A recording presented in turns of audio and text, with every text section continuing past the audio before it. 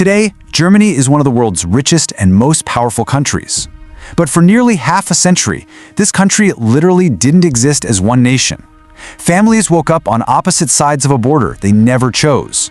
Friends became enemies overnight. Some people could even see their relatives, but were forbidden from crossing the street to visit them. So, how can one country become two completely different countries? And who decided where that line would be? Well, the answer begins with the biggest war humanity had ever seen. In this explainer, we're going to dive into the clues and solve the geopolitical mystery of exactly how an entire nation was fractured right down the middle.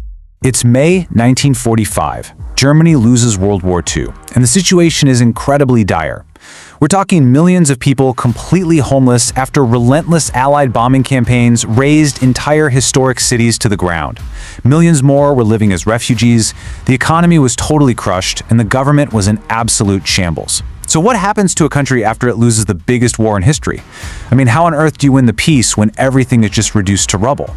Well, before the dust had even settled, the big three Allied powers, the United States, Great Britain, and the Soviet Union, met up at the Yalta Conference.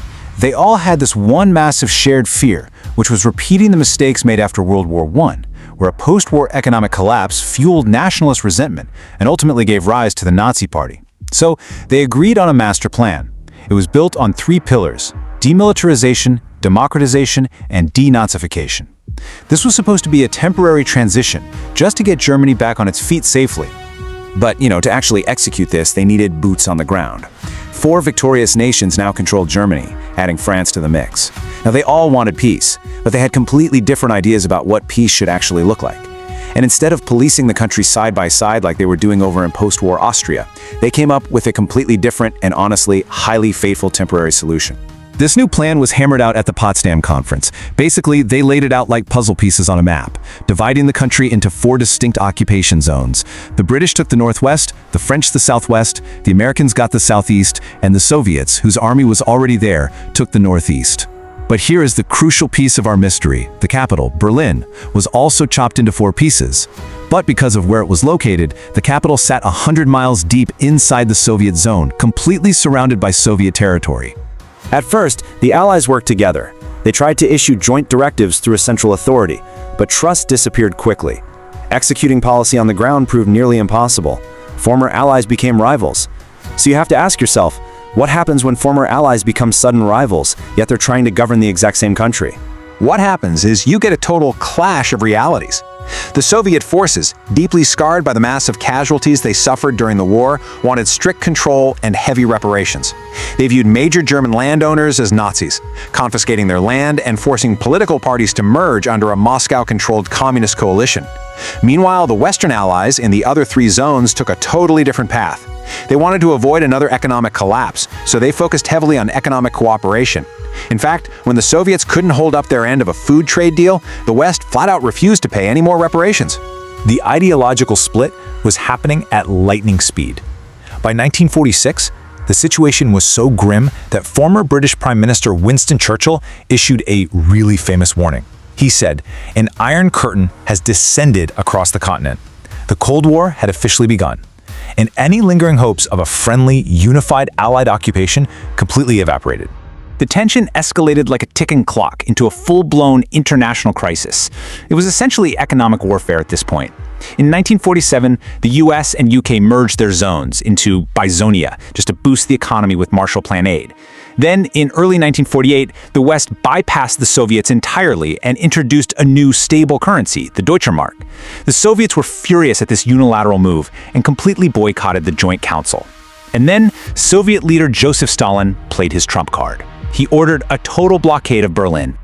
Remember that map from earlier? West Berlin was essentially a western island in a Soviet sea. Stalin cut off all access to West Berlin by road, train, and ship. He squeezed the Western Allies where they were most vulnerable. So, if a city of over 2 million people is blockaded 100 miles behind enemy lines, and you really don't want to start World War III by sending in tanks, how do you save it? What you take to the sky. The Soviets hadn't actually blocked the air corridors, mostly because they assumed supplying an entire city by air was mathematically impossible. But they were wrong. The Americans, British, and French launched the Berlin Airlift. It was a massive, absolutely relentless campaign. They dropped everything from flour and milk to heavy coal for heating, with planes landing literally every few minutes around the clock. This incredible logistical miracle kept the city alive and ultimately forced the Soviets to break their own blockade in 1949. But by then, the damage was totally done. The temporary occupation had become permanent. Later in 1949, the three Western zones officially unified into the Federal Republic of Germany, West Germany. The Soviets countered this by turning their zone into the German Democratic Republic, East Germany. So what happens when two sides try to rebuild the same country using opposite political systems? You get two entirely different worlds. In the West, you had booming businesses, new cars, bright advertising, and consumer goods.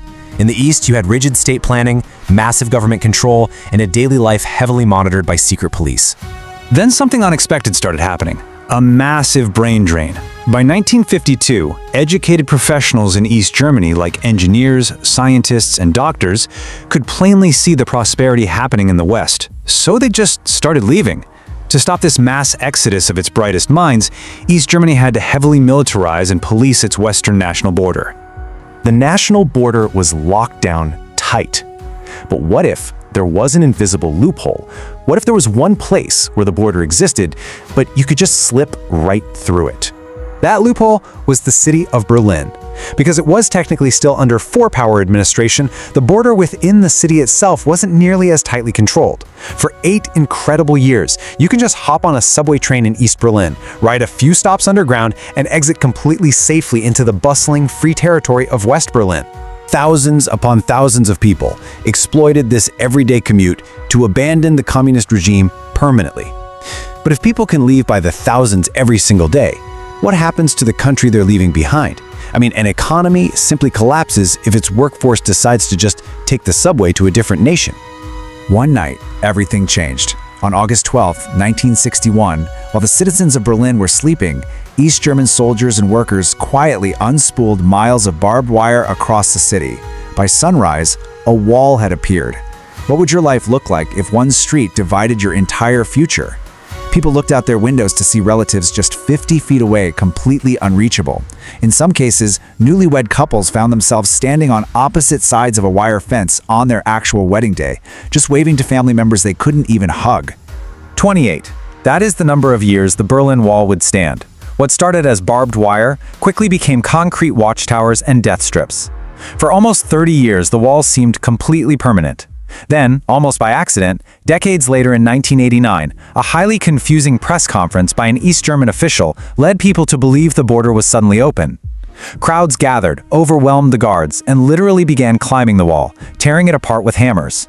Germany was divided because powerful countries couldn't agree on what its future should be. But history also showed something remarkable. Even the strongest walls can eventually fall. History is full of moments that changed the world forever, but many are almost forgotten. If you enjoy uncovering the stories behind the maps, borders, and empires that shape today's world, make sure to subscribe to Chronicles of Humanity and tell me in the comments which historical mystery should we uncover next.